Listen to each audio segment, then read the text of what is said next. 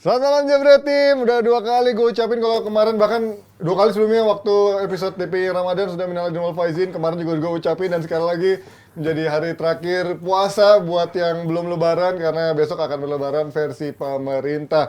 Dan ini ucapin juga yang udah ini. gitu ya, ngucapin juga buat selamat berlebaran yang hari ini sudah berlebaran dan buat yang masih menjalankan ibadah puasa masih 1 hari lagi sambil kalian sambil kalian mengumpulkan tekad kalian untuk merayakan hari kemenangan, kecuali buat fans MU yang kemarin malam nonton hasil yang ya sesuai prediksi ya ternyata. Karena biasanya kalau orang yang memprediksi MU kalah itu gue akan langsung membantah, tapi ketika kemarin Mas Haryo yang prediksi gue langsung bilang nyerah. Karena di prediksi sebelumnya Milan dan Inter benar-benar tepat, dan kemarin Mas Haryo sudah memprediksi dengan keyakinan tanpa ada keraguan. Jadi gue merasa ini kayaknya udah nggak mungkin gue bantah, dan gue pun juga setuju kayaknya MU dengan inkonsistensinya akan sangat sulit. Tapi kita nggak akan ngebahas itu karena juga sekarang udah ada CEO, ada juga Bes yang menemani hari terakhir kita puasa, yang buat yang belum lebaran juga malam takbiran terakhir versi pemerintah. Kita ngomongin dari timnya Bes yang juga pastinya lagi happy, meroket nyata. Nggak cuman kemarin lolos di Europa League, tapi juga mendapatkan bonus 15 poin. Dikembalikan. Dapat THR. Ya, dapat THR 15 poin dan Nedved terbebas dari hukuman. Pasalnya, karena kurang bukti dari plus Valenza dan lain-lain. Tapi yang gua heran, kalau misalkan terbebas, kok petingginya Juventus ada yang nggak dibebasin? Agnelli nggak kena. Ya. Agnelli masih tetap kena. Paratici masih kena, dan beberapa petinggi yang lainnya selamat masih cuma kena. Nedved.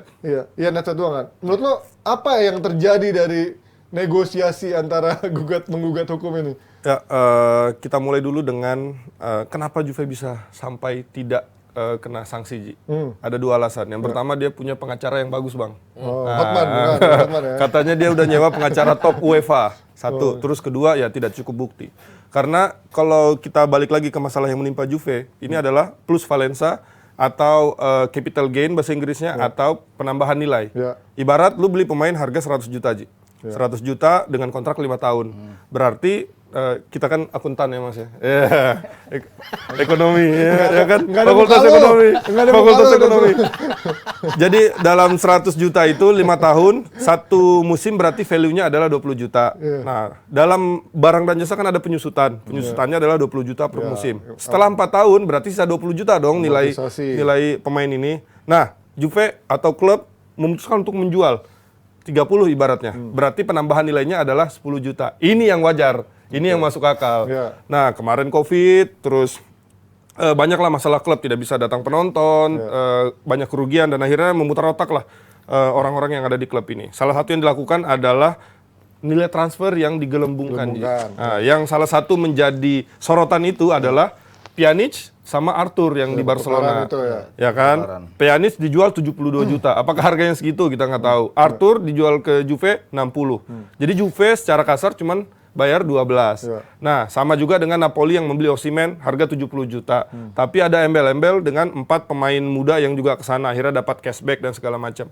Hal-hal yang beginilah yang membuat akhirnya financial fair play, di Italia juga ada yang pengawas keuangan tuh bingung nih kan. Lah kok bisa dia laporan keuangannya tuh neracanya itu adalah seimbang. Nah, mulailah akhirnya yang kena pertama adalah Juventus. Kebetulan Paratici digeledah kantornya, Napoli, Sampdoria juga kena semuanya. Disuruh buka baju gitu nggak kayak di airport gitu? Digeledah aja, digeledah. Surat-suratnya diambil, dokumen banyak diambil. Nah, ini makanya kenapa petinggi-petinggi Juventus masih nggak lolos dari hukuman, karena banyak dari dokumen mereka yang diambil. Nah, terlepas dari itu, Juventus akhirnya ngelakuin banding, nyewa pengacara hebat, akhirnya dianggap belum cukup bukti, karena tidak ada yang bisa tahu berapa sih value pemain ini sebenarnya, ya kan? Karena value pemain itu kan tergantung dari kemampuannya dia, ya kan? Itu kan kayak nggak terlalu objektif ya, subjektif. Misalnya contoh Enzo Fernandez harganya 100 juta, si Dembele 100 sekian, terus si Joao Felix harga 100 lebih. Apakah emang 100 harganya? Kan kita nggak tahu, bisa aja digelembungkan. Nah, ini yang dianggap belum cukup sebagai salah satu dasar. Kalau soal nilai harga kan sebenarnya ya itu kan tafsiran, tapi kan kalau yang soal transfer itu yang bisa dibuktikan kan sebenarnya. Iya, mungkin yang itu memang yang terlibat secara personal, yang tadi orang-orangnya itu memang mereka masih kena hukumannya, masih kena, belum bandingnya ditolak lah ya. Belum dicabut, Nah, sementara dari sisi Juventusnya ini yang pengadilan apa namanya? Financial Garantia Pokoknya Sport. pengadilan yang bikin ini sekarang itu mereka melihat kok lo bisa memberikan mereka hukuman minus 15. Ini yang mereka anggap ini emang cocok minus 15 ini buat kesalahan yang mereka bikin. Nah, ini yang lagi diributin. Apa betul-betul mereka harus kehilangan minus 15 ini apa enggak? Nah, itu yang mereka anggap menurut kita mereka nggak layak kehilangan 15 poin ini. Harus sampai ada bukti-bukti lagi yang menunjukkan bahwa oh memang kejahatan seperti ini. Kalau mereka anggapnya itu sebagai kejahatan, cocok dengan hukuman pengurangan poin 15. Kenapa digebernya sekarang? Supaya sebelum musim berakhir, Tadi apa? Sampil. muhim. Sebelum musim berakhir, ini udah harus kelar. Karena nanti kalau belum, musim depan datang, hukumannya ini kemana lagi nih poinnya? Balik apa enggak? Kalau di musim depan baru dibalikin poinnya kan bingung lagi nanti. Makanya harus selesai sebelum musim ini. Ini belum dicabut loh, Ji. Ini masih dibekukan bahasanya. Dikembalikan sementara.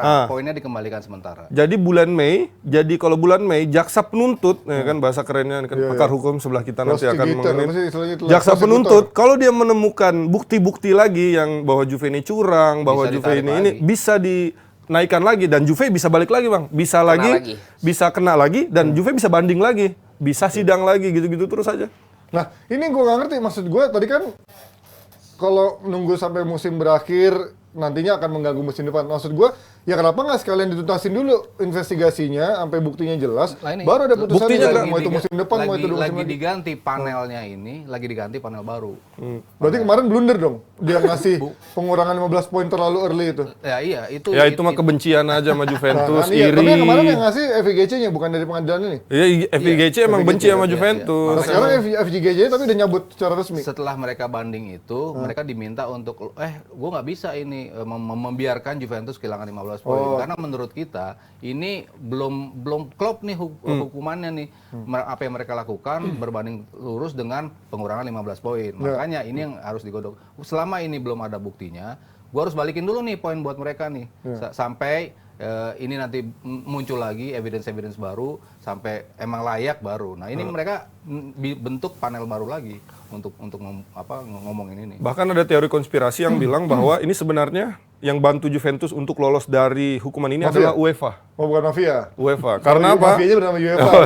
UEFA karena presiden FIGC sekarang ada jabatan di UEFA sana. Nah, jadi kan di Juve kan salah satu pentolan Super League yang mengancam banget Champions League. FIGC masuk angin berarti ya. Jadi katanya sih deal-dealannya ya Juve ya jangan keras-keras banget lah sama Champions League atau Super League. Sebagai gantinya nanti kita akan coba bantu dalam memenangkan kasus ini gitu. Makanya pengacara Juve yang disewa ini katanya top lawyer dari UEFA. Jadi calonnya memberitahu orang dalamnya bilang kalau lu sebenarnya ini dikasusin karena ada hubungannya sama Super League gitu ya. Jadi kalau mau lebih ringan hukumannya atau mau dibantu ya jangan keras-keras banget lah suara kau ya kan. Tapi Len, lu kalau sebagai orang awam gitu, lu bukan orang awam sih ya. Maksudnya lu sebagai pengamat sepak bola yang sudah lama meninggalkan dunia TV gitu kan demi meraih impian yang lebih besar gitu.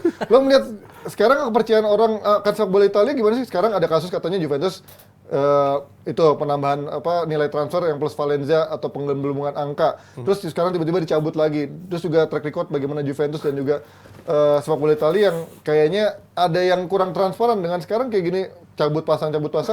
Makin bikin orang nggak percaya nggak sih sama sepak bola Italia dari sisi marketing dan dari sisi itunya kredibilitasnya? Kalau sebagai orang awam seperti yang Panji bilang, gua udah nggak terlalu tertarik nonton Liga Italia karena dulu kan emang itu tontonan semua pemain bintang ada di sana. Betul. Dan lain sebagainya sampai akhirnya ada yang namanya kasus Calciopoli itu kan. Ya, 2006. Dan tapi kalau dilihat dari kacamata gua sebagai orang yang belajar hukum, sekarang ada lagi bahwa apa yang dilakukan terlepas apakah pantas atau tidak 15 poin, ini kan sebenarnya sama juga dengan apa yang diucapkan oleh Erick Thohir kemarin. Ketika lo terjadi pelanggaran akan diusulkan pengurangan poin. Kenapa pengurangan poin seakan-akan sekarang menjadi jauh lebih menyakitkan daripada denda, kemudian daripada mungkin menghukum orang-orang tertentunya doang. Karena 1 poin dalam sepak bola ini sangat bisa diukur secara valuasi rupiah maupun juga kalau di luar euro atau mata uangnya masing-masing.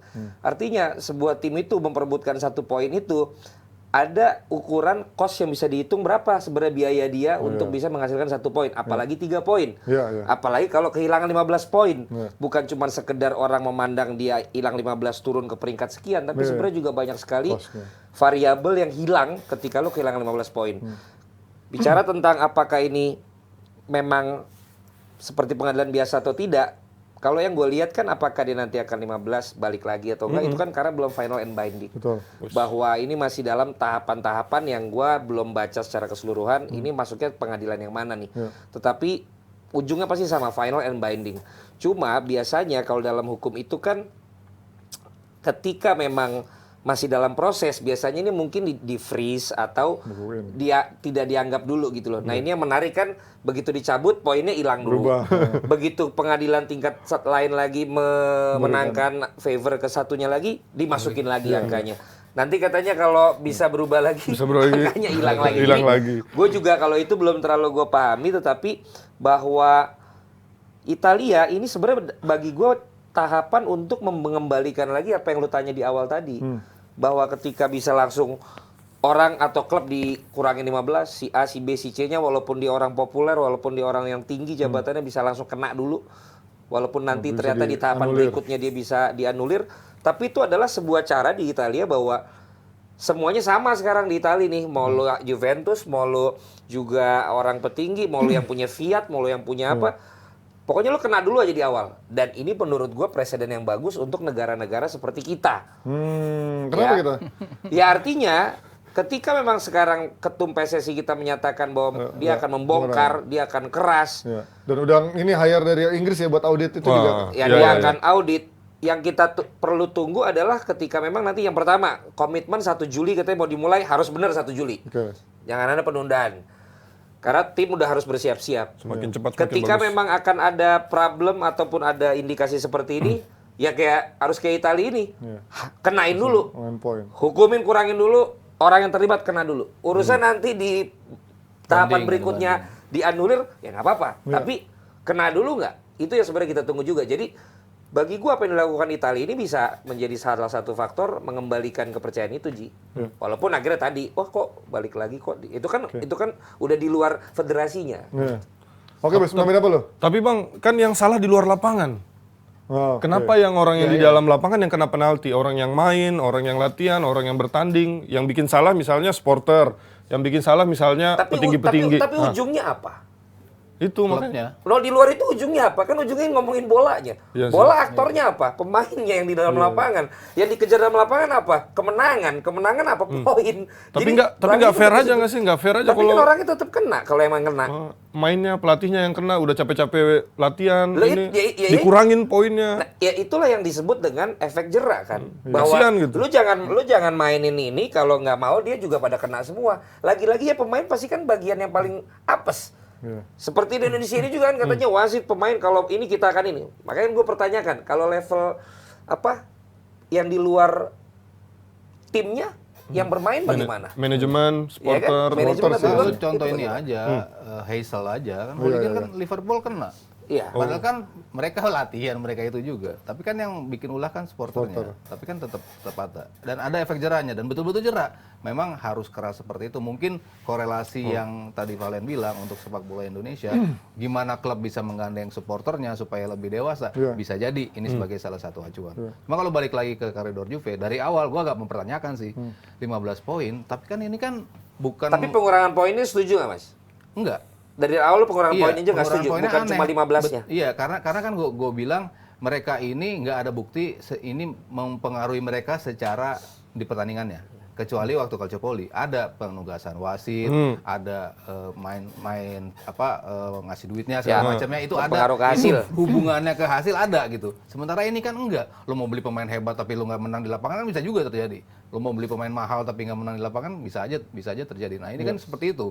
Hubungannya di luar lapangan dengan besaran uang yang tidak sama, tapi kok dikurangin poin. Gue bilang nggak nyambung, kalau menurut gue di sisi itu nggak nyambung. Cuman kalau nanti korelasinya ke sana akan seperti itu, semua kesalahan di luar akan berimbas pada poin, akhirnya klub mikir juga kan, wah bisa jadi Efek nih, jerak berarti itu. akhirnya masalahnya bisa gede. Nah mungkin kalau dari situ masuknya nanti ya bisa jadi seperti itu. Dan kalau Bes tadi bilang bahwa apa tadi bahasa lu ini sentimen aja apa tadi? Iya, sentimen aja sama Juventus dari dulu. Kalau di Serie A selalu. Iya. Nah dalam hukum itu ada namanya, bukan hukum, semua malah ada namanya critical theory gitu. Bahwa lu udah terinternalisasi oleh hal-hal di belakang lu, bukan cuma hukum, mengenai satu objek atau mengenai satu kalau dalam hal ini misalnya Juventus, image lu udah mafia. Iya. Yang belum tentu benar, yang namanya false belief gitu. Tapi karena kita sudah 10 tahun melihat seperti itu, mindsetnya kan akan begitu. Nah, ketika itu terjadi, apapun yang dibuat oleh Juventus, pasti dibantu wasit. orang akan kritikal. Mencurigakan. Beda dengan tim lain misalnya. Tapi kalau udah Juventus, pasti kritikal. Ya, jadi lu kayak harus membuktikan lebih daripada klub lain kalau lu emang nggak terlibat.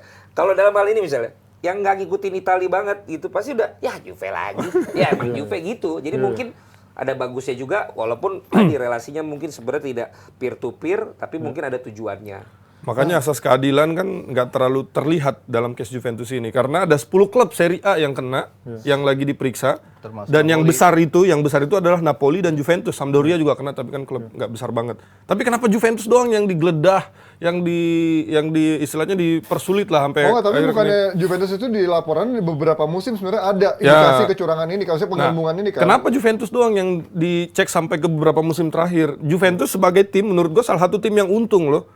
Klub-klub lain di Italia itu masih pakai dana APBD untuk stadionnya. Di Italia yang swasta cuma Juventus sama kalau nggak salah Udinese, Dacia Stadion. Sassuolo bukannya juga ya? Harus yang hitam putih. Lupa gue. Dia bikin. Nah, Juventus juga stadionnya punya dia sendiri. Yang lain bahkan San Siro pun punya pemerintah kota. Jadi istilahnya dari segi keuntungan gue yakin Juventus ini cukup sehat lah. Tapi yang dikenai kenapa gini, Juventus lu bicara ada? keadilan. Adil itu nggak semua orang akan bilang lu adil, bagi orang lain adil. Hukum itu pokoknya 3. Adil, pasti, tertib. Nah, mungkin ini bicara tentang ketertiban yang pengen dilakukan oleh pihak-pihak yang memeriksa, bukan cuma masalah keadilan atau kepastian hukumnya, tapi ketertibannya. Karena Italia ini udah orang tahu ladangnya orang main gitu. Itulah kira-kira. Tapi menarik untuk nanti mungkin kita bikin satu in-depth sendiri tentang beginian nih, undang sports law lawyer dari Indonesia. Cakep tuh ya. Kan supaya dia bisa kajian dari sisi hukum olahraganya, ekonom. Enggak usah. Ya. Oh iya juga ya. Dari sisi ekonom satu lagi, ya kan menarik tuh buat kita bahas nantilah. Mungkin di workshop aja juga bisa tuh. Nah, tapi kalau ngomongin dari Juve-nya sendiri kemarin di hasil Europa League, lo melihat gimana, Bes? Jelek Ji. Jelek banget mainnya. Tapi satu-satu ya? Satu-satu. Tapi dia kan jelek, tapi sekarang deliver mulu gitu. Maksudnya dia deliver. Bisa kita udah pernah bahas, Ji. Siapa sih top skor Juve sekarang? Rabiot, Pak. 11 gol. Orang yang mau dibuang dari Juve dari beberapa musim terakhir sekarang step up, terus dia yang malah jadi top skor. Dusan Vlahovic mentalnya nggak siap kayaknya main di Juventus. Kid from nowhere, pakai jersey Juventus, dibully sama fansnya karena nggak golin, akhirnya dia nonaktifin Instagramnya. Tadi malam Juventus nggak jalan sama sekali permainannya. Golnya pun dari set piece, dari corner. Mereka ketika kick off udah ngasih bola ke Sporting aja yang main. Mereka tunggu di on half, counter, on half, counter. Beruntung backnya Juve banyak kemarin. Kalau bukan jago ya, banyak. Karena dia pakai 5 di belakang, makanya bisa lolos. Agak ngeri-ngeri sedap ntar lawan Sevilla nih. Tapi justru itu kan, Juve sering banget dianggap remeh seperti ini, mainnya nggak bagus, tapi justru dia punya kesolidan di belakang yang mainnya tenang, kalem, dan bisa membunuh kan lawan Sevilla. Menurut lo ini gimana, Mas? Karena Sevilla kemarin juga nggak begitu meyakinkan, tapi begitu lawan MU kelihatan kemarin udah kelihatan DNA Raja Europa League kembali lagi tuh. Lawan Juventus seperti apa kira-kira lo? Ya sebenarnya MU bisa exploit Sevilla juga sih sebetulnya ya, kalau ngeliat dari kemarin. Kalau mereka lebih tenang ya, mereka nggak tenang. Mungkin itu kan masalah MU kan emang nggak pernah tenang. Iya, masalahnya kan di situ. Cuma kalau ngeliat lubang-lubang sebenarnya Sevilla ada juga. Dan Juve gue rasa bisa maksimalin itu juga seharusnya ya. Kalau ya tergantung Juve mainnya seperti apa. Cuman kalau kemarin gue lihat di Europa League, Juve itu kan mainnya udah akhirnya mengkombinasikan antara lo main pragmatis dan juga mencari hasil akhir. Mereka udah unggul 1-0 ya, tadi Bes bilang mereka mencoba untuk ya udah lu coba aja balik nyerang ke kita, ntar kita lakukan counter. Mereka pendekatannya seperti itu ya, karena mereka pertama main di kandang, kedua main di tandang. Ya wajar berapa kali seperti itu. Inter lawan Benfica kayak gitu juga. Inter kemarin ya untungnya aja mereka menang tandang duluan kan, akhirnya mereka bisa seperti itu. Jadi gua ngelihat klub-klub Italia ya nggak cuma Juventus doang sih, beberapa klub itu udah mulai balik lagi ke pattern mereka gitu. Kuat di defense aja dulu nih. Ya kan defense wins you games kok, dan itu kebukti Juventus seperti itu kemarin. Tapi ini berarti menarik ya, bisa jadi All Italian Final berarti di Europa League ya, karena Roma juga kemarin menang lawan Feyenoord yang Roma di juara. awal dia diragukan kalah, tapi kemarin bisa menang dengan 4-1 kan agregatnya. Jadi Harapannya seperti itu, apalagi Juve udah pernah ketemu Roma dan nggak bisa menang lawan Roma, 1 kali kalah, 1 kali seri. Terus di sana juga ada Paulo Dybala yang kita pengen banget ketemu ya kan, reuni dikit-dikit. Nah, kalau ngomongin Juve ini, Ada dikit-dikit ya. Dikit-dikit itu apa sih? kalau ngomongin Juve ini dia nggak pernah full tim Ji dari awal musim. Selalu ada pemain yang cedera. Selalu ada 4 sampai 5 pemain inti yang cedera, di mana kalau kita sebut itu adalah Paul Pogba, Chiesa juga baru sembuh dari ACL. Sekarang kayaknya udah pada balik ya. Pada balik. Nah, ini adalah angin segarnya adalah semua pemain ini fit somehow. Ya kan? Jadi untuk menjelang akhir musim udah dapat 15 poin, fokus di Serie A dan fokus di Europa League menurut gua cukup bisa. Agak mengkhawatirkan lawan Sevilla, tetapi kalau dengan Juve yang full tim gua rasa masih ada 1 level di atas lah. Coppa Italia nggak usah fokus ya berarti. Coppa Italia masih ada lawan Inter. Inter nih ya. Gitu. Inter belum pernah menang lawan Juve musim ini. Kemarin first leg-nya bro? Seri. 1 sama, itu pun giveaway. Gimana ngeliat Roma penaltinya. kemarin Mas? Mourinho lagi-lagi kemarin musim lalu menaklukkan Conference League. Apa kembali Europa League musim ini punya kans besar dia? Iya, kayaknya gue arahnya ke Roma sih. Bahaya juga nih. Arahnya ke Kenapa? Roma. Ya karena ya lo nggak sukanya Mourinho, he delivers gitu loh, dimanapun gitu. Kecuali Tottenham ya. Final ini Ya doang. karena lo keburu dipecat Di final sebelum dipecat ya, Padahal iya. tuh momen satu-satunya momen di mana lo pasti dapat trofi menurut gua, yaitu ketika lo dapat final bersama Mourinho. Yang lo gua garansi, wah dapat trofi juga nih si Tottenham. Gua pikir dipecat geblek kan, akhirnya mereka nggak dapat itu. Sama Roma musim kemarin ya apesnya mereka ada di Conference League. Tapi ya lu masuknya kan udah dari situ, lu nggak gugur dari atas. Lu memang start seasonnya di situ dan lu sampai juara. Berarti lu achieve kan? Lu masuk di situ lu juara. Sekarang pun seperti itu. Dia nggak lungsur dari Champions League kan? Mereka dari awal di Europa League dan mereka perlahan-lahan jatuh ke situ. Dan Dybala ngakuin mentality yang dikasih sama Jose Mourinho itu luar biasa. Itu para pemain bisa balik lagi ke level bagus lagi, yaitu karena omongan dari dia, pep talk-nya dia lah seperti itu dalam ruang ganti, keseharian dipanggil ke ruangan, itu selalu dilakukan oleh Mourinho dan itu perlahan-lahan mereka bisa naik. Dan kalau kemarin gue lebih ngelihat pada komposisi para pemain. Dybala nggak dimainin dulu, Abraham nggak dimainin dulu, banyak pemain-pemain yang nggak dimainin sejak awal, baru dimainin di babak kedua. Emang Dybala bilang, Mourinho bilang kayaknya ini laga akan berlangsung selama 120 menit nih. Kita harus siap ya. Mourinho dari awal udah ngomong seperti itu. Kejadian kan? Makanya pemain-pemain yang dimasukin di babak kedua dan diperpanjang waktu, akhirnya itu jadi pemeran. Pemain-pemain penentu ya, aktor-aktor penting. Kalau kita ngomongin pelatih bagus juga Ji, Mourinho pasti salah satu masuk di situ karena alasan trofinya. Kalau filosofinya ya pelatih sukses kali ya, kalau pelatih bagus ntar didebatin. Pelatih sukses karena dia punya trofi. Dan kalau kita ngomongin pelatih bagus atau sukses tadi, ya banyak faktor juga. Salah satu faktor yang menentukan Mourinho kenapa bisa melangkah jauh sampai sekarang ya dia menguasai bukan cuma taktikal di lapangan tapi juga di luar lapangan. Kita tahu pernah dengar cerita ya dia menguasai psikologi, bisa memainkan psikologi supporter juga. Tadi malam ketika skor 1-0 atau sama dia ke arah supporter terus meminta supporter untuk ngasih dukungan dan itu hal yang istilahnya mungkin pelatih-pelatih lain pasti fokus aja ke pertandingan, nggak usah pikirin yang lain, tapi dia malah fokusnya ke supporter, naikin yang semua. Pelatihnya diledekin sama Oh itu lawan Stankovic. Ya, Stankovic. Dia juga suruh dia sama dia. Dan menurut gua hal-hal yang di luar sepak bola yang dikuasai oleh pelatih. Jadi pelatih nggak cuma mikirin soal taktik, tapi juga mikirin soal non teknis. Dan Mourinho udah nguasain ini, udah katam dia. Respect gimana? Lu ngeliat Mourinho apakah ini tanda dia belum habis? Mourinho itu pinter menempatkan diri. Ada bukunya? Nggak ada. Apa? Lu punya bukunya? Baca nggak? Mourinho ada. Ada kan baca? Ada 3 buku. Makanya kan. Dari mulai dia jadi brand ambassador Porsche Design sampai akhirnya sekarang udah nggak terlalu suka bola harus baca buku Mourinho. Iya betul. Kalau gua malah bukan apa tadi lu bilang? Psikologis apa? Gue bilang dia bagus, bukan apa? Belum habis. Bukan bagus sukses. Bagus dan sukses. Bagi gue dia bagus. Dan semua pelatih kan pasti punya antitesisnya lama-lama orang. Dan Mourinho tahu bener bahwa waktu di Inggris semua udah tahu kayaknya bagaimana untuk ngadepin Mourinho. Dan dia akhirnya melihat ada peluang di Italia. Dia main ke dulu kan Inter Milan waktu dia jadi juara Champions kan. Sekarang dia main di Roma dan ketika tidak terlalu gegap gempita, pressure-nya nggak kurang ya. Penonton nggak seperti di Liga Inggris di sana, tapi dia punya basis penonton yang sangat kuat, diambil hati penonton Roma. Ultras. Dengan kemarin menjadi juara di Conference, sekarang dia naik level ke Europa League. Di sini sekarang udah sampai semifinal juga. Gimana nggak jatuh cinta supporternya sama dia sekarang kan. Dan karakter di luar taktikal dia sih dari dulu udah gue pernah bahas dari zaman Jebret TV, bukan Jebret Media TV 2016 2017 gue udah bilang dia bisa mengcover beban pemain tuh di dia supaya jelek-jeleknya tim itu diambil sama dia bebannya, dia bikin statement yang ngaco dan lain sebagainya. Kalau kita urutkan banyak banget apa yang dia buat, mulai dari datang dia bilang I'm the special one, bla bla bla bla bla, sampai dia akhirnya mulai yang nakal-nakal tuh, yang pelatih fisik cewek. Oh iya, kayak Vacanero. Ya kan, sampai ke caranya buat almarhum yang asisten pelatih Barcelona dikerjain sama dia. Ya memang itu bagian dari menurut gue, pas gue gini, ketika Justin mengkritisi dia harus sadar bahwa Justin kurang lebih mirip dia. dalam hal di luar taktikalnya gitu loh. Cara dia ngomong buat jatuhin mental lawan kan dia gitu juga. Cara dia jatuhin pandit lain. Kemudian juga bagaimana dia tidak mau untuk diargumentasikan. Ya sebenarnya, makanya gue udah pernah bilang waktu head to head sama dia, lu tuh sebenarnya mirip dia. How come lu yang sejenis tuh bisa nggak suka gitu?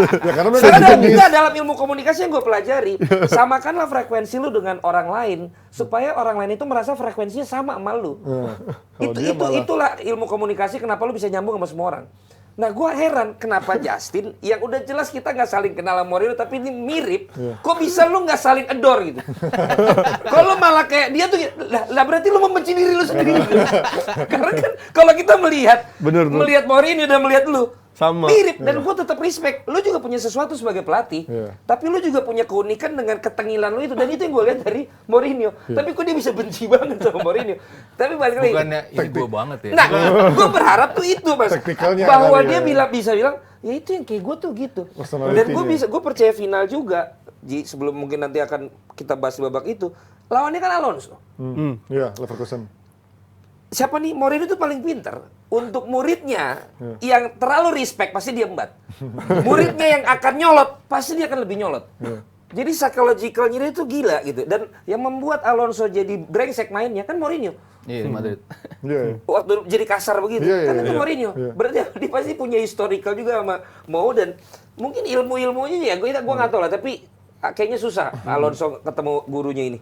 Nah, inilah menarik karena Roma yang tadinya dijagokan di antara Sevilla, MU dan Juventus justru kayaknya punya chance yang cukup kuat ya di bagian yang sebelah kanan, bahkan bisa menjadi All Italian Final. Kita akan bahas MU dulu ya sekarang waktu MU ya. Waktu yang masuk MU ini TV. dulu nggak tahu Sia dulu. Oh nggak ada dong, kan sekarang udah lebaran. Cuman ini agak lama sebelum buka ya. Iya, dan ini udah buka dong. Kan jam 8 sekarang. Iya. Oh lu udah. Oh gua kan yang fasting. Oh iya, yang di Eropa ya, panjang ya. Nah kita ngomongin masuki MU TV. Nah ini MU TV karena ada pertandingan ya, karena ini emang sengaja dihadirkan siaran hari ini karena CEO, karena tahu MU bakal kalah. Enggak. Justru gue mengambil resiko, Ji. Karena terakhir gue siaran, banyak banget pujian yang diberikan ke gue. Saat gue jadi host yang memang agak serius gitu. Nah sebenarnya gue bukannya nggak bisa begitu terus Jebret Tim. Tapi kan kita ada porsinya masing-masing. Nah, gue mengambil resiko datang di sini, akhirnya gue supaya dibully lagi. Gue yakin nih, kalau komen pasti udah banyak bully gue tentang komentar gue dari hukum Juventus tadi, barusan.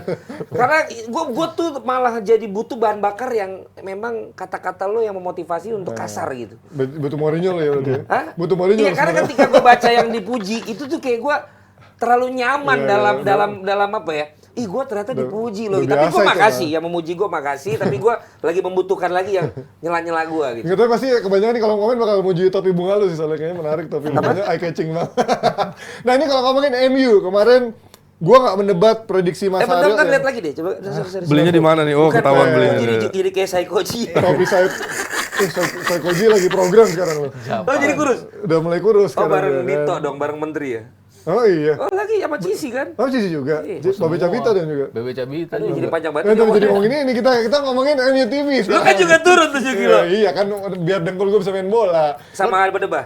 Enggak lah, sama semua main bola, berdebat, jebret, semua ngajak gua. Nah ini kalau ngomongin MU kemarin Mas Aryo memprediksi Sevilla bahkan dengan yakin tanpa. Gue itu tanpa nggak ragu. setuju sama lu, Ji. Hah? Gue puter Apa? apa yang disampaikan Mas Aryo. Mas Aryo menyampaikannya, gue sih Sevilla, Ji. Iya ya, yakin Iya, dia. bukan yang yakin gimana banget Oh juga. iya, tapi dia memilih gua si Sevilla. Itu kan Dia sebuah. masih tetap dengan gaya coolnya. Iya, tapi kalau dia Lu kan biasanya- barusan kayak emang ini udah yakin banget. Bukan, kalau dia nggak yakin, Len, Gua pasti biasanya dia gitu. ngomong. Dia akan ngomong gitu kalau nggak biasa gua yakin. gitu. Susah sih, tipis sih. Ya Sevilla sih tetap. Dia gitu kalau nggak yakin. Tapi kalau dia kemarin bilang, gue lebih ke Sevilla. Itu udah yakin. Gue udah Yakin tahu sih. lolosnya apa menang? Yakin lolos dia bilang. Lolosnya. Yakin lolos dia bilang. Dia lebih prefer kayak ini. Gue udah yakin. Orang siaran udah 9 tahun, 8 tahun sama dia udah tahu. Ya bukan Ini ketika emang, dia yakin. bukan emang lu doang yang yakinnya MU. Enggak. Gue pun Semua sebenarnya. juga yakinnya Gua Sevilla. kalau Justin kan kemarin gue tanya yakin MU sebenarnya. Walaupun dia pada akhirnya I don't care. Awalnya juga banyakan MU. Ya kan? Sebelum dua sama Dua kan. sama, iya. Enggak, tapi Pas even dua sama abis pun dua masih- sama pun masih- dari iya, sisi iya. permainannya kemarin kan emang MU yang megang kan di babak di leg pertama MU lebih megang. Kan benar-benar dua gol blunder aja Iya, gitu. Dua ajaib lah gitu. Ya. Nah ini sekarang tempat dan waktu dipersilakan bagaimana Maguire yang ini lebih ke perdebatan dulu ya. Gol pertamanya Maguire sama De Gea. Kemarin gue sempat ribut juga sama netizen, orang hanya melihat terfokus pada Maguire yang salah minta bola, kemudian dia tidak bisa mengeksekusi dengan mengoper balik kepada Bisaka di sebelah kanan kan. Tapi kalau gue lebih kepada bagaimana dua orang ini sama-sama punya peran yang sama besar, De Gea maupun Maguire. Maguire minta bola tanpa screening yang jelas. De Gea yang bisa melihat blind spotnya Maguire tetap memaksakan untuk mengoper ketika tahu bola yang dioper pun sudah dalam posisi terjepit sama 3 orang. Lo melihatnya gimana dari kesalahan gol pertama kemarin, Mas? Benar, dua orang itu salah. Yang satu Maguire harusnya nggak minta. Ketika dia tahu ada 3 pemain agresif, semuanya kan agresif kayaknya kan, Lamela, Seri. semuanya tuh modalnya Nutup, begitu kan, modalnya nutup. Harusnya ya dia nggak minta dalam posisi seperti itu. Dan lu nggak jauh-jauh banget gitu Betul, dari mereka. jaraknya nggak jauh. Lu begitu dekat. Dia memang punya kemampuan untuk balik badan dan shield bola, controlling bolanya sebetulnya Maguire bagus gitu. Mungkin dia merasa gue bisa untuk melakukan itu. Cuman kalau ngelihat kayak gitu harusnya dia nggak minta. Cuman Resikonya lebih besar kan. Maksud risikonya gue lebih besar. take a risk lah Iya. kayak gitu kan. Tapi De Gea kan pandangannya lebih Nah luas. ini yang gue bilang, point of view-nya lebih besar. Walaupun ada pemain minta, Iya. tapi gue ngelihat ya ngapain ngoper ke dia, bahaya. Dia nggak akan ngoper ke dia. Kesalahan gue bilang kalau dipersenin ya lebih besar ke De Gea. Nah, 70-30 persenannya De Gea lebih besar. Ya karena udah tahu lah. Gue oper ke dia, ini pasti akan press nih, 3 orang ini akan langsung ngejar si Maguire dengan harapan ya Maguire lepas, ada transisi seperti itu. Pasti dong akan ditahan dulu, decoy dulu, kayak sering kan kiper seperti itu kan, set bola gini pemain ngejauh dulu, baru lo ngoper lagi ke dia nggak masalah. Atau lo ke Wan Bisaka, atau lo buang bola itu jauh. Buang bola sekalian asal gitu kan, Kemampuan tinggi. lo untuk melakukan itu tuh masih banyak ruangnya untuk memilih banyak opsi gitu. Kenapa lo mentah-mentah Maguire minta seperti ini, lo oper. Itu kesalahan De Gea menurut gue. Nah, sementara lo, Bes, lo melihat bagaimana Maguire melakukan kesalahan seperti itu, tapi orang justru mendiskreditkan seorang Maguire dengan De back-back Gea lain. kalau Mas Aryo De Gea. Iya nggak? Maksudnya orang banyak yang justru Orang banyak membandingkan. yang lebih ngujatnya ke Maguire. Orang justru membandingkan dengan kalau itu misalkan si Licha, itu Varane, Casemiro beda cerita. Iya. Lah kan body roll orang beda-beda kan untuk menerima bola first Lu touch masih dia, emosi ball juga fitting. ya? Oh enggak. Karena gua nggak suka orang cuman terutama buzzer De Gea, Len, karena orang Ada buzzer. dan orang Emang tuh fans kali. iya maksud gua Kalau fans buzzer tuh kan lu maksudnya disewa. fansnya yang udah buta gitu. Mereka hanya mendiskreditkan Maguire dan bilang gua adalah buzzer Maguire. Anjing Maguire goblok gitu. Tapi kan lu harus melihat kegoblokan itu ada 2 orang gitu. Lo ngeliatnya kemarin gimana, Bes? Dari sisi Maguire intinya kasihan ya, bertahun-tahun ini selalu jadi kambing hitam di MU. Oh enggak, dia tapi emang salah. bukan kambing hitam. Ya, Dia enggak. emang dia perannya besar untuk salah kan. Ya, kan memang dia bikin salah beberapa musim terakhir. Tapi kadang-kadang tuh ketika kesalahan dia itu nggak 100% di dia, tapi tetap dia yang salah seperti kata Mas Haryo tadi. iya. Kalau Dia leadernya. kalau dipersenin, ya mungkin gue juga setuju karena De Gea ini adalah orang yang pegang bola. Kalau kita bahas dari segi teknis, ketika lu pegang bola, lu tuh orang yang sangat berbahaya. Lu punya choice of pass yang kemungkinan besar nggak mungkin cuma 1. Kan tadi katanya bisa dikasih ke Aaron Bisaka. Dan kita juga tahu De Gea ini kan umurnya udah 32, Pak. Iya. Dan dia udah nggak tahun pertama, tahun kedua di MU, dia udah cukup dewasa untuk bisa memberikan penilaian. Mana yang benar, mana yang salah. Decision making. Dan kalau dia udah tahu bahwa Maguire itu salah, banyak juga yang bilang, Ji, Maguire kan kapten. Nah, kapten minta bola, lo harus kasih. Gue balik lagi ke teori gue yang awal bahwa ada peraturan kapten. Oh enggak, maksudnya kalau kata netizen-netizen yang itu sok tahu bahwa dia kapten dia minta harus dikasih. Gitu kan. Gue balik lagi ke teori gue yang awal bahwa De Gea ini umurnya udah nggak 22, Ji, udah nggak 17. Lu udah bukan junior, lu sekarang level lah menurut gue sama Maguire dari segi senioritas. Jadi lu bisa memilih, lu bisa menolak, bahkan berhak untuk memberikan atau malah nggak ngasih sama sekali. Kalau misalnya dia hold aja kemarin itu bolanya, dia nggak pas, gimana pressingnya? Pressingnya kan pasti akan ke Maguire dan dia jadi punya banyak waktu untuk melihat bahwa oh di sisi samping itu adalah kosong. Jadi di sini menurut gue ya kalau dibilang salah siapa ya dua-duanya ya salah. Dan even instruksi dari misalkan Ten Hag punya instruksi lo harus mainin dari belakang mau nggak mau. Lebih banyak kemarin ada yang berasumsi emang long ball berawal dari De Gea kan kemarin kebanyakan dari belakang. Nah berasumsi ketika Ten Hag menginstruksikan De Gea seperti itu dan untuk memberikan kepada Maguire, tetap kan kiper punya decision making untuk bisa menentukan risknya seperti apa kan? Iya, kemarin ini terlalu beresiko permainannya. Dalam dunia kepelatihan, sepertiga pertama itu kita ngambil 0% resiko, Ji.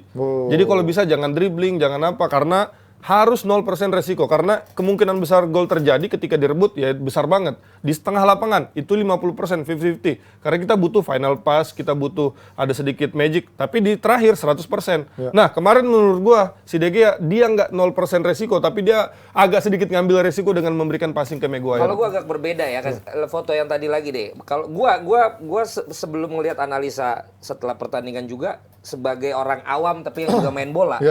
Kalau gue posisikan diri gue sebagai back, ya, sebenarnya bagi gue, lu lihat sebagai seorang Maguire, di dalam gambar ini, lu sebagai seorang leader, lu tuh tahu bahwa dia masih punya space untuk minta bola dari De Gea, untuk habis itu dioper.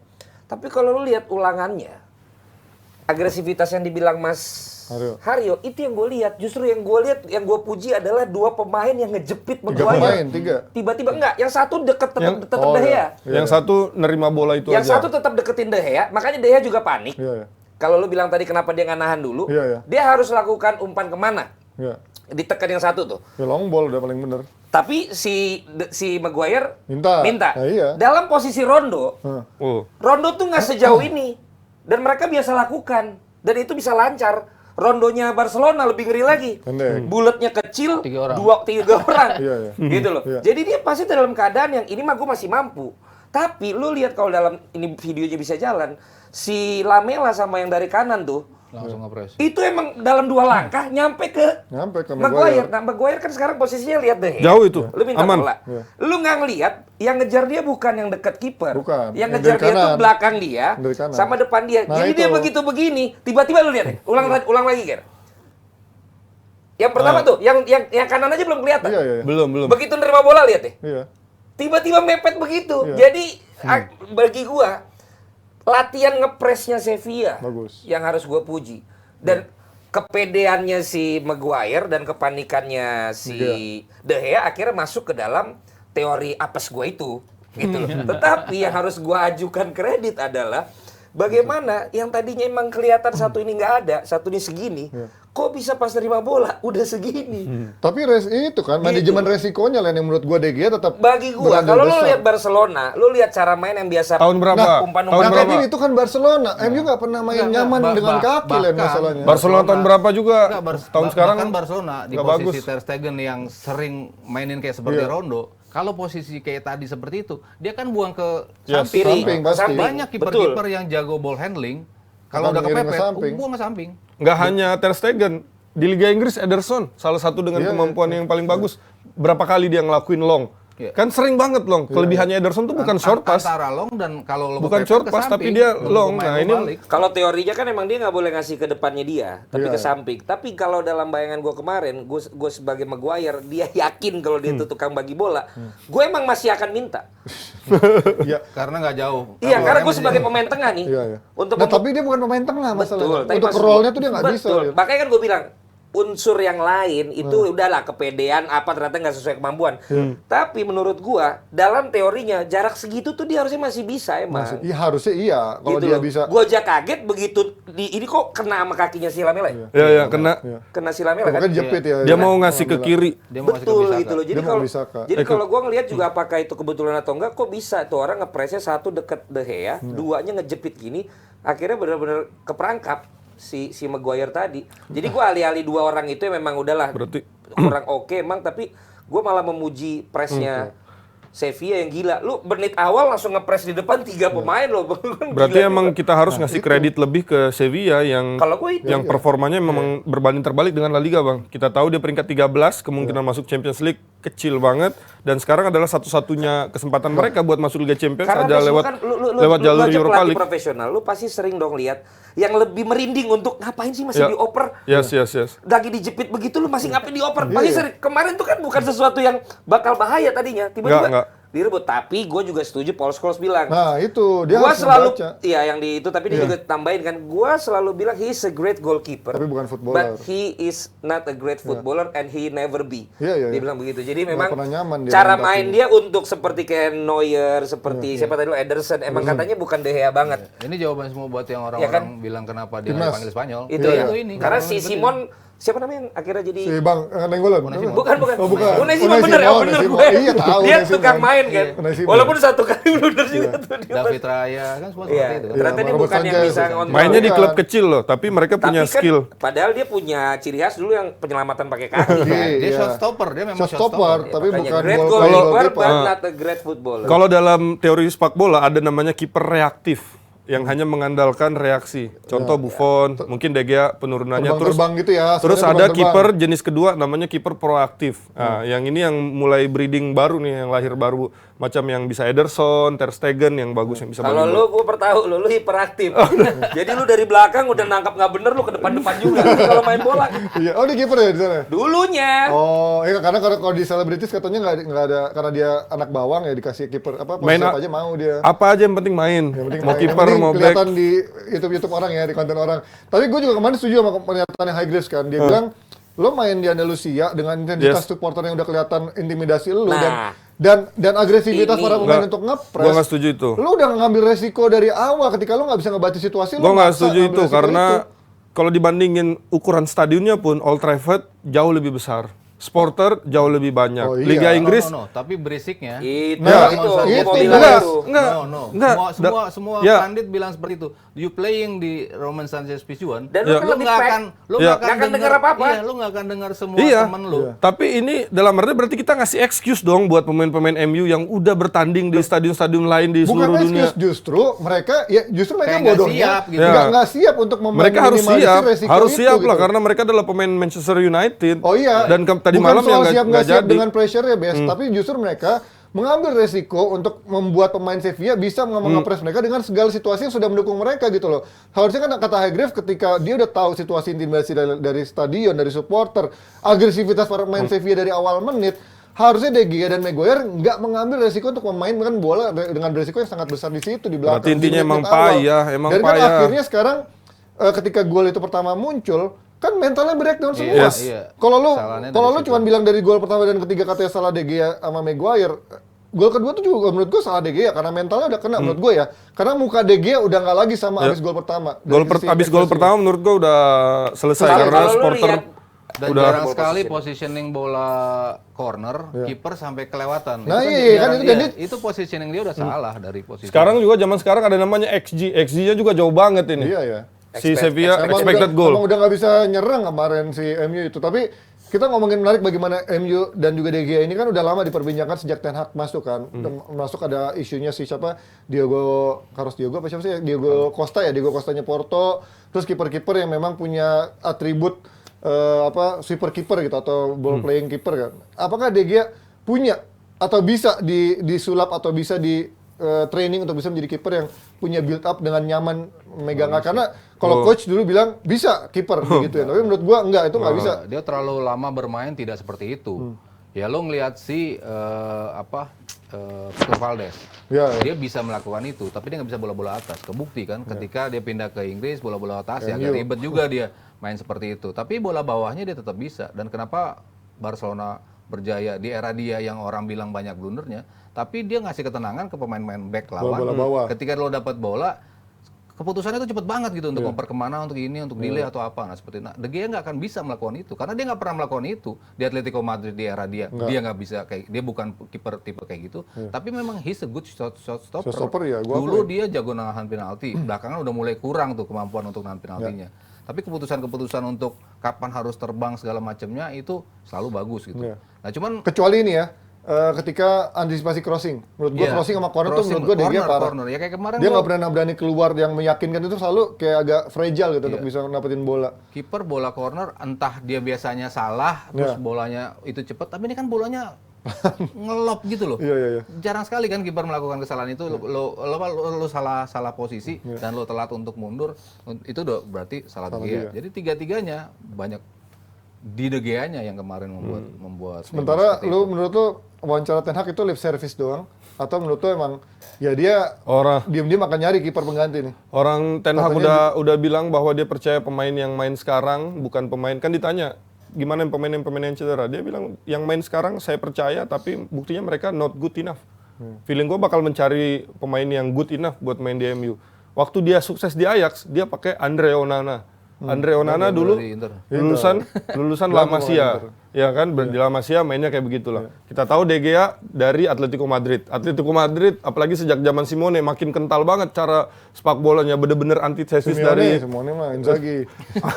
antitesis dari sepak bola tiki taka istilahnya. Ya jadi pasti kipernya juga nggak akan tiki taka juga, pasti akan lebih direct. Dan menurut gua MU kalau mau pelatihnya khususnya Ten Hag pengen nge-build MU yang lebih strong, ya dia harus pilih benar-benar pemain yang bisa memainkan sepak bola yang dia mainkan. Kalau ngeliat MU sekarang kan belum benar-benar build up dari bawah. Jadi mungkin masih setengah-setengah nih. De Gea masih bisa main di posisi itu gitu. Cuman kalau lo betul-betul memulai dari bawah, Bruno turun banget misalnya, atau Casemiro turun banget, atau si Lisandro lebih maju. Nah itu membutuhkan kiper-kiper yang udah tipenya Ederson segala macem gitu.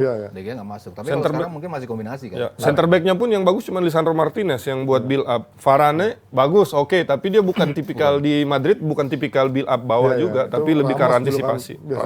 Tapi paling enggak tuh United nunjukin pengen main lah kemarin. Itu kan, dari passionate-nya nggak ada, determinasi kemarin kayak kelihatan nggak ada. Dan gue lihat bukan nggak ada, tapi bahwa orang bilang level dunia tidak akan terpengaruh dengan penonton, terbukti tidak juga. Kalau kita lihat tadi malam. Gue melihat apa yang terjadi bagi penonton Sevilla ini udah terstruktur, masif dan terencana. Bagaimana dress code mereka harus putih. Bagaimana syal itu baru muncul di akhir jadinya merah. Bagaimana bendera, bagaimana ngegoyangin stadion yang bukan cuma di tribun ultras, tapi sampai tribun yang di depan kamera yang kita lihat. Bagaimana mereka nyanyi terus. Pemain boleh bohong, tetap senyum tapi tadi itu hasilnya De Gea kena mental, Maguire kena mental. Kita nggak pernah tahu yang didengar di kupingnya apa, yang diteriakin sama penonton. Jadi gue bilang kemarin dalam hati gue sendiri, 11 pemain Sevilla tampil all out, tapi ternyata pemain ke-12-nya juga tampil all out selama 90 menit. Jadi lu bisa bayangin kesatuan yang terjadi ketika pemain meminta penontonnya untuk juga bersemangat. Penonton dapat jawabannya karena semua pemain bersemangat. Kelas Lamela sama Suso ya, Suso bisa main militan dan kayak kemarin bagi gue, wah ini emang udah emang maksud gue, ini bener-bener siap main, siap menang nih mereka nih. Tapi memang mereka sudah pernah melakukan ini kan di Europa League yang berapa tahun lalu kan juga orang-orangnya sama. Kalau ini kan balik lagi ke DNA lagi kalau yang itu. Tapi kan kadang-kadang juga dalam satu partai yang menentukan kan ada pemain drop kan. Yang dia pengen udah partai gede lemes gitu. Ini kan gila, Ini gila sih kemarin. Si Gondrong itu juga biasa aja, ini pakai ngoper-ngoper Rabona lah apa. Si Gudel. Iya kan? Gudel. Gitu kan. Terus ada beberapa momen akhirnya sempat salah oper juga, tapi ternyata United nggak membaik. Makanya gue bilang mainnya Sevilla sebenarnya berantakan kemarin. Cuman faktor ini doang agresif doang kemarin. Tapi mereka kelihatan lebih pengen menang. Iya, itu yang berbedanya. Ambisinya itu dan pressingnya itu. Dan kemarin si Ten Hag bilang, kalau pas kita bisa ngakalin atau ngelewatin pressing mereka, space-nya ada. Space kita ada gitu. Tapi Cuman percuma kok Martial jadi jalan bingung gitu kaki. setelah melewati pressing. Sebenarnya pressingnya itu bisa dilewatin, Iya. cuman mereka nggak cukup tenang untuk bisa melewatin itu. Tapi kita juga, gua rasa fans-fans MU juga terlalu fokus menurut gua dengan De Gea dan Maguire. Mereka lupa. Padahal yang Sancho main nggak itu guna. adalah 11 pemain. Dan ada 9 Martial. yang lain, khususnya 3 yang di Kemarin depan. yang sering nongol juga paling Casemiro kan. Ya, 3 yang itu di pun depan, jelek kemarin menurut 3 gua. yang di depan Ada itu, blunder juga kan kemarin khususnya yang 3 yang di itu. depan payah banget. Martial udah berapa tahun di MU, gitu-gitu aja Ya, mainnya. emang gua udah bilang, masih ada yang bilang kayaknya ini akan jadi musimnya dibuat Ten Hag. Terus Kan dua sayapnya MU, berarti Sancho susah sama kan? Anthony, Bukan, 180 tapi- juta. tapi- Berarti Nggak susah kelihatan. kan? 4 kompetisi sampai akhir tuh susah kan? Itu siapa yang mikir dia bakal menang semuanya? Ya, Bahkan kayak waktu Liverpool ketika tahun lalu kan, 4 waktu ada di kompetisi atas mereka berpikir Bes. bakal juara liga. Tapi Bes, itulah yang diagung-agungkan waktu Erik Ten Hag masuk dong. Ya, pemain mah udah tahu begitu. Yang diharapkan kan Ten Hag-nya. Masih Dan sempet ada harapan itu kan. Iya, masih sempat. jauh, masih Sekarang jauh tuh Erik Ten Hag, masih jauh Orang Erik Ten Hag. katanya masih percaya itu karena kan kalau apalagi dengan domanya coach kan, selalu bilang dari awal kan orang kiblatnya karena dia udah meramalkan Ten Hag akan masuk ke MU dan ada pasang surutnya untuk proses tahun-tahun berikutnya. Tapi gue merasa tantangannya juga bukan cuma di Ten Hag kan, karena bagaimana dia memanajemen pemain yang sisa rezim lama dan juga transfer dia ke depannya. Karena permasalahan MU bukan lagi hanya pelatihnya, tapi secara keseluruhan sistem dan juga pemain-pemainnya. Karena pemain-pemainnya sering fail pelatihnya. Betul, orang juga banyak berpikir bahwa, gue kadang berpikir ya, orang tuh melihat Ten Hag ini the next big coach, jago banget ini semua pelatih Belanda. Belum terlalu teruji. Dan ini udah terbukti di awal-awal dengan kemenangan MU, kita udah kayak wah bakal jadi hebat apa segala macam. Lawan Liverpool 7-0. Ini akan jadi sejarah yang sangat buruk, presiden buruk. Di Europa League 3-0 itu bukan skor kecil. 1-0 oke lah. Lawan Oke, Brighton pemain juga yang salah. Brighton juga 4-0 kan. Oke, pemain salah, ini bukan pelatih yang main. Tapi ini kan pelatih yang ngatur. Pelatih make something. Dia nggak ada perubahan sama sekali tadi malam yang bisa dia bawa ke lapangan. Erik Ten Hag berarti ya masih harus berproses lagi. Jauh. Ya mungkin Jauh. memang kalau pandit-pandit netral kan akan ngomong ya give him benefit of the doubt dulu lah karena ini musim pertama. Kalau itu Segala jelas. macam problematikanya dia butuh lebih lama karena manajemen MU musim ini pun belum totalitas menurut gua ngasih supportnya. Kita lihat bagaimana Chelsea yang begitu tololnya, tapi kan dia support gitu kan. Kalau MU kan di musim ini di Januari nggak ngasih apa-apa untuk memberikan Tapi support lebih di kan. summer sebenarnya support lah. Iya, Maksudnya tapi kan tetep, Casemiro, Mas. Lisandro, Mahal, Anthony. siapa Anthony, Malasia, si Eriksen kan semua pemain-pemain yang dibutuhin Diberikan Ten sama. Hag. Tapi Ten Hag kan maksudnya fokusnya ke De Jong. Itu yang nggak didapetin menurut Iya, gua. iya. Blundernya adalah dia nggak memikirkan orang yang memang untuk mengganti De Jong. Casemiro menurut gue bagus, tapi bukan orang yang cocok sama game mainnya Ten Hag yang dari awal dibilang ada di posisinya De Jong itu. Nah, tapi kalau ngomongin itu mau ngomong apa? Lanjut. 50 menit. Sebelum ngomongin MU lawan Brighton, gue mau promoin dulu kalau kalian mau membaca info tentang kekalahan MU dan juga hasil-hasil UCL maupun Europa League lainnya bisa cek di www.jabretmedia.com. Dan prediksi sangar. Prediksi sangat itu ada juga Menpora kita yang tengah konflik berkepanjangan itu ya tenis meja dan tenis. Kita juga mensupport ini tim Siap-siap polo SEA air Games, ya. Indonesia sama juga Motor terus. triathlon. Nah, itu mau nggak dicek juga langsung buka www.jabretmedia. Ada juga info soal SEA Games juga. Bentar lagi SEA Games tuh. Emang kenapa? Ada di situ. Oh, ada ini bekas bos juga. Hah? Siapa itu? Mas Hera liputan juga? Jadi kita makin lihat gak web kita? Iya, keren ya. Makin ini ya. Makin- Makin lama-lama kok kayak apa gitu. Manyala. Kayak pernah lihat. Pernah lihat. Terus kok mulai banyak Kayak- cabang lain gitu. Kayak bola apa gitu ya. Oke, itu dia dari jabretmedia.com langsung kunjungi. Lu kalian kan mau- soccer. Iya, merah. Merah. Ya makanya kan gulung tikar dulu dibanding bola. Ya kan? jadi gua tetap sebelum lu pindah bahwa ada berantakan tapi apresiasi harus ke tim DNA Sevilla. Europa League gua. Iya, iya. Sevilla. Iya, Sevilla iya. kemarin itu gila men. Nontonnya gila banget. Itu kayak gua nonton Argentina waktu di Qatar. Iya, iya, iya. Bikin stadion goyang, lu nyanyi, lu segala macem itu tuh itu keren banget. Lawan tuh sampai Intimidatif ya? intimidatif sampai salah tingkah dan tadi setahu gua malah makin pack stadion, Bes. Nontonnya nggak lebih banyak, itu malah makin suara nggak keluar di luar, makin Lebih ngumpul di mendep situ gitu. Dan kemarin United nggak ada yang parbadanya nggak ada yang bisa untuk membuat teralih dari situ. Momentumnya nggak dapat sama sekali mereka Nggak bisa dapet. Dan meng-clutch akhirnya kemarin. malah kena mentalnya kedua pemain yang pattern of defeat-nya secara teori kemarin Di menit itu awal. kembali berulang Di Dapat menit lagi. awal lagi. di menit awal. Tapi ada satu teori itu yang akhirnya tidak terbukti, Mas. Apa itu? Kan gue sampaikan bahwa menurut penelitian itu kan deservingness-nya kan harusnya dibalik, bahwa lu nggak deserve untuk apes, bahwa lu tuh harus pikir lu tuh bisa untuk bukan nggak apes. Kan itu yang coba dilakukan oleh Maguire. Iya. Bawa oper gue. Dia mau membuktikan bahwa gue tuh tetap bernyali, gue tuh tetap pede, gue tuh tetap bisa loh. Tetap apes, Mas. Jadi itu gue mulai gue harus pelajari lagi tuh. Dan yang menarik kan kemarin juga gue baca ada instruksi dari Ten Hag, kalau menurut media ya, dari media Inggris, ada instruksi dari Ten Hag musim ini sebagai kapten, dia harus lebih stand out, harus lebih banyak omong. Makanya kalau lihat bagaimana sama De Gea, dia berapa kali gini-gini kan. Nah dia gini-gini tuh sebenarnya lebih karena stadionnya nggak kedengeran apa dia nyindir De Gea? Enggak, itu lebih untuk komunikasi. Sama maksudnya lo ngomong gitu. Dia disuruh lebih banyak yang disambung sama pandit-pandit luar, dia bilang lu nggak akan bisa efektif komunikasi Kalau lo ngomong. karena Betul. suara itu. Nah, tapi di satu sisi kemarin pandit-pandit menganalisa ketika Maguire lebih fokus untuk mencoba lebih komunikatif dan juga dia banyak ngobrol sama wasit kan, dia kehilangan konsentrasi untuk bisa fokus sama ball playing-nya sendiri itu, dan itulah kepalanya sangat besar, otaknya kecil. Nah, kita ngomongin bagaimana disinilah perlunya dia disupport oleh fansnya sebenarnya, bukan Iya, malah dijatuhkan. betul. Enggak, Dia terlalu banyak ngambil gua beban udah berapa tim. musim bela stand depan Maguire, Nah, tapi kan menurut tinggal gua ini aja, Ji. Sebenarnya kan kalau emang salah dia tinggal gak dimainin sama pelatihnya. Ini as long as dia dimainin kan dia. tapi kan orang masih gimana banyak dong? yang bilang dia punya kapasitas sebagai back tangguh sebenarnya kan. Tapi kalau gua prefer mendingan Smalling gua sebenarnya ujung-ujungnya ya. Di Roma. Kalau- Smalling kan di Roma jadi begitu. Hah? Di Roma jadi begitu. Iya, maksud gue waktu Pas di MU kan masih turun. Waktu di MU tapi Smalling banyak kontribusi golnya loh. Jadi masih ada kontribusi kerja keras ya. Kalau Maguire tuh kontribusi kerja kerasnya Phil Jones sudah nggak ada ya?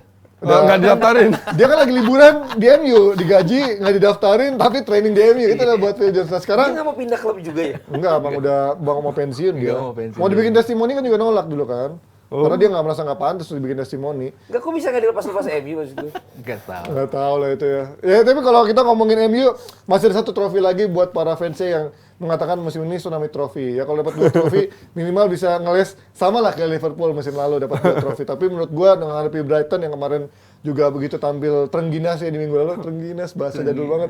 Lawan MU yang sekarang moral lagi hancur. Gua nggak merasa sekarang 50-50. MU menurut gua bakal akan lebih terisolir, bakal lebih apa ya namanya, mental breakdown menghadapi Brighton yang lagi bagus-bagus. Lu melihat berapa besar chance-nya MU untuk bisa menaklukkan Brighton? Apalagi abis itu masih ada City. Mainnya hari apa sih, Mas? Minggu. Sabtu ke Minggu. Iya, dari itulah gue lupa weekend. Lu lihat lawan Brighton, Mas? Seberapa besar? Berat ya? Gue ya, Brighton siapapun sulit ya lawan mereka dari sisi ya itu kan kalau orang bicara tim yang lagi susah. Keren ini. Dari sisi Bisa baru lagi nih, bagus. Wish. Ada peningkatan variasi ya. Ini bagus ini nih. luar ya. Ci. Ya. Kayak bear football apa nih? Oh iya. Orangnya sama ya? Gue ngeliat Bagus. tim ini selalu bisa nyulitin tim-tim gede.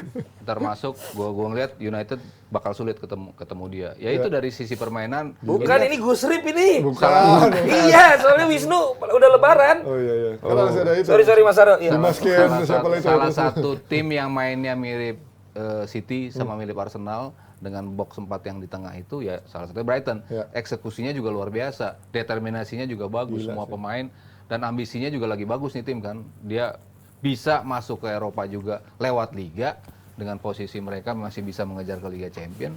Itu gue di awal musim mungkin nggak mikir seperti itu ya. Kalau masih dipegang Potter gue nggak yakin ya akan tetap kayak gitu. Ya bagus mungkin cuma di 9 seperti itu.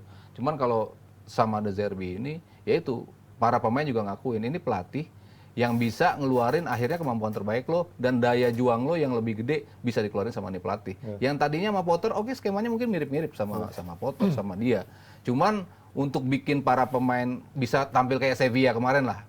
Pelatihnya Sevilla bisa melakukan itu. Nah De Zerbi itu bisa melakukan itu di Brighton. Makanya MU gue bilang bakal kesulitan.